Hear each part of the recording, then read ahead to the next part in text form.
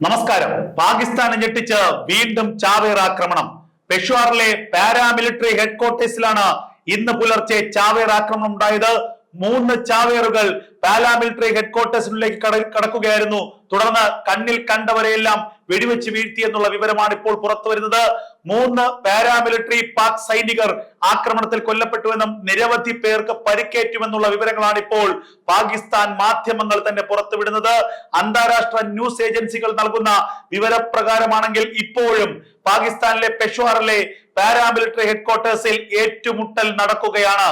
ഹെഡ്ക്വാർട്ടേഴ്സിനുള്ളിൽ ആദ്യം പ്രവേശിച്ചത് ഒരു ചാവേറാണ്.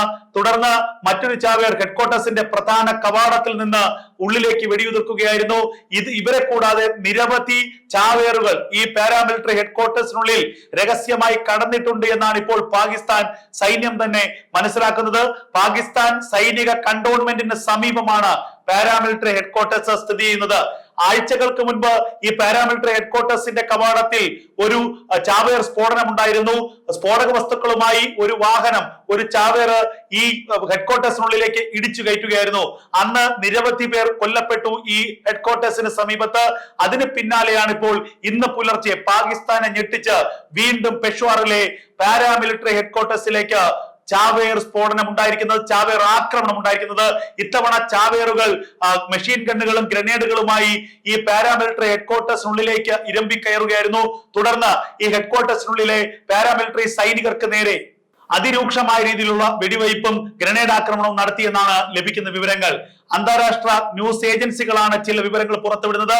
എന്നാൽ പാക് മാധ്യമങ്ങൾ ഈ ആക്രമണത്തിന്റെ വ്യാപ്തിയും ഈ ആക്രമണത്തിന്റെ തോതും കുറച്ച് കാണിക്കുകയാണ് എന്നുള്ള സൂചനകളും പുറത്തു വരുന്നു. പാക് മാധ്യമങ്ങൾ ഇതേക്കുറിച്ച് വളരെ വ്യക്തമായിട്ടുള്ള റിപ്പോർട്ട് ഇതുവരെ നൽകിയിട്ടില്ല. എന്നാൽ നിരവധി പേർ ഈ ആക്രമണത്തിൽ കൊല്ലപ്പെട്ടുവെന്നും ഇപ്പോഴും ആ മേഖലയിൽ ഏറ്റുമുട്ടൽ നടക്കുന്നുവെന്നുമാണ് ഇപ്പോൾ ലഭിക്കുന്ന വിവരം. പാകിസ്ഥാൻ സൈന്യം ഈ പ്രദേശത്ത് ഇപ്പോൾ എത്തിയിരിക്കുന്നു. സൈനിക ഉദ്യോഗസ്ഥർ ഇപ്പോൾ എത്തിയിരിക്കുന്നു. പാകിസ്ഥാന്റെ സൈനിക മേധാവി അസീം മുനീർ ഈ മേഖലയിലെ വിശദാംശങ്ങൾ അടിയന്തരമായി അറിയിക്കണമെന്ന് ആവശ്യപ്പെട്ടു എന്നാണ് ലഭിക്കുന്ന വിവരങ്ങൾ. എന്തായാലും പാകിസ്ഥാനെ ഞെട്ടിച്ച് നിരന്തരമായി ചാവേർ ആക്രമണം നടന്നുകൊണ്ടിരിക്കുകയാണ്. ഈ പാരാമിലിറ്ററി ഹെഡ്ക്വാർട്ടേഴ്സിൽ നടന്ന ചാവേർ ആക്രമണത്തിന്റെ ഉത്തരവാദിത്തം ആരും ഏറ്റെടുത്തിട്ടില്ല. ആഴ്ചകൾക്ക് മുൻപാണ് പാകിസ്ഥാന്റെ സൈനിക വ്യൂഹത്തിന് നേരെ പെഷ്വാർ മേഖലയിൽ തന്നെ മറ്റൊരു ചാവേർ ആക്രമണം ഉണ്ടായത്.